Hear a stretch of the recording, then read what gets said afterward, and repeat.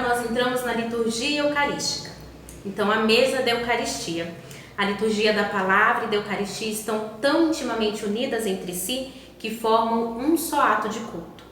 Jesus nos mostra este modelo de liturgia na passagem dos discípulos de Emaús.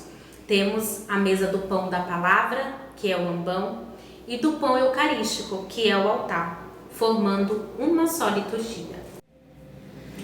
Então, a partir de agora, todos os olhares e o nosso coração deve se voltar ao altar. Nós damos início à nossa liturgia eucarística com a apresentação das oferendas. Então, sobre o altar, o padre oferta o pão e o vinho e nós, a Assembleia, ofertamos o pouco que temos em retribuição àquilo que o Senhor nos dá.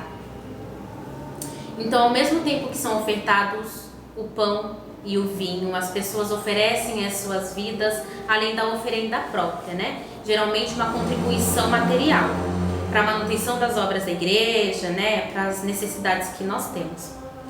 Depois disso, nós entramos no orai, irmãos e irmãs. É um convite que recorda a todos que a oração da comunidade se dirige diretamente a Deus, né? Lembrando a função da Assembleia como o corpo de Cristo, né? Depois disso, nós temos a oração sobre as oferendas.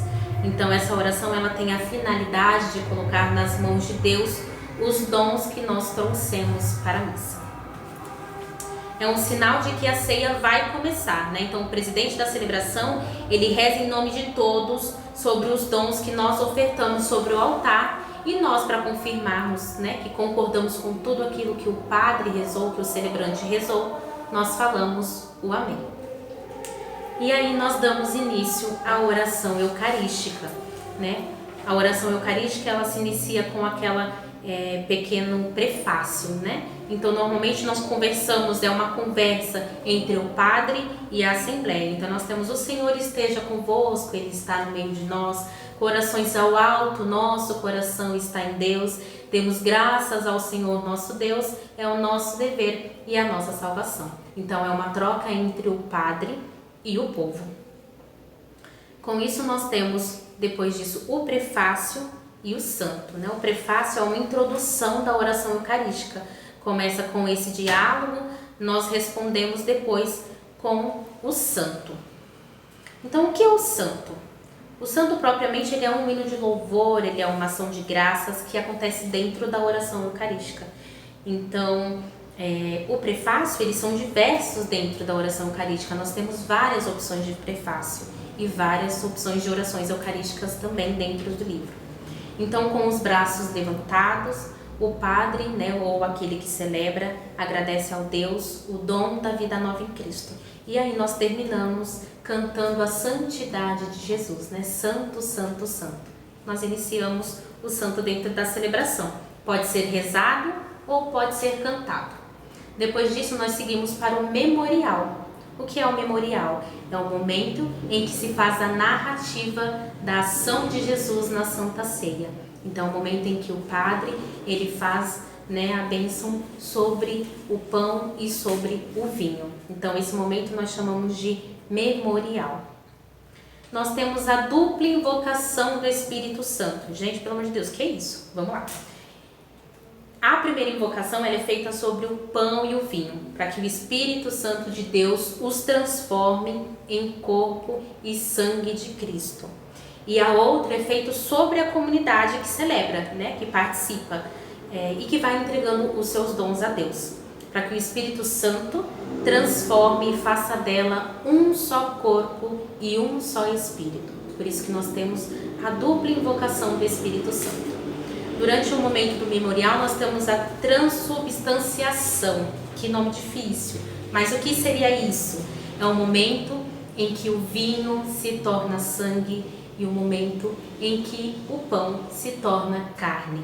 Então, nós chamamos esse momento de transubstanciação. Então, nós continuamos a oração eucarística. Então, nós vamos rezar em sintonia com a Igreja Universal e também com a igreja particular, que é a nossa diocese, com os santos, né, com todas as pessoas, com os falecidos. E ao final nós temos a grande doxologia. O que é a doxologia? É a oração do por Cristo, com Cristo e em Cristo. Né? Nós chamamos esse momento de doxologia final. Na oração eucarística, a entrega de Cristo na cruz é assumida pela Igreja e oferecida ao Pai como memorial diante dos seus olhos. O que Cristo fez sozinho na cruz agora se atualiza com a Igreja e para a Igreja. A missa é a grande oração de ação de graças ao Pai pelo sacrifício de Jesus, o nosso Salvador, né, o nosso grande amigo, na força do Espírito Santo. Que Ele ocupe o começo e o fim de nossas vidas e com Ele consigamos fazer a vontade de Deus. Por isso, nós dizemos o Amém de forma solene, rezado ou cantado, sinal de consentimento a tudo aquilo que foi proclamado. Então, a primeira parte da nossa oração eucarística nós terminamos com o Amém. Então, agora nós vamos falar sobre o rito da comunhão e os ritos finais, que é a nossa última parte da missa. Então, nós damos início ao nosso rito da comunhão com o Pai Nosso, né? A oração universal, ela foi ensinada por Jesus a nós e é a síntese do que nós rezamos até o presente momento da missa, né? Até aqui, nós rezamos o Pai Nosso durante todo o tempo, de acordo com a celebração. Jesus, o nosso grande amigo, quer com isso que sejamos mais que irmãos, né? Mais que isso, quer que nós sejamos amigos, né? Próximos. E por isso nós rezamos o Pai Nosso, para sermos todos um filho do mesmo Pai. Depois disso nós temos o momento da paz, né? Então, o momento da paz nós não temos tido os cumprimentos, né? Pode ser feito, agora durante a pandemia não, mas pode ser feito como pode não ser, tá? É algo opcional. Mas por que nós temos o momento da paz? O celebrante pede em nome de todos a paz, né? A paz para todos, né? A paz para os nossos corações e a paz para todo o mundo. Então é por isso que nós temos o momento da paz, né? Nós confirmamos o amor de Cristo nos uniu e através disso nós pedimos a paz ao mundo todo. Depois disso nós temos a fração do pão. Em que momento que acontece a fração do pão? Enquanto nós cantamos ou rezamos o cordeiro.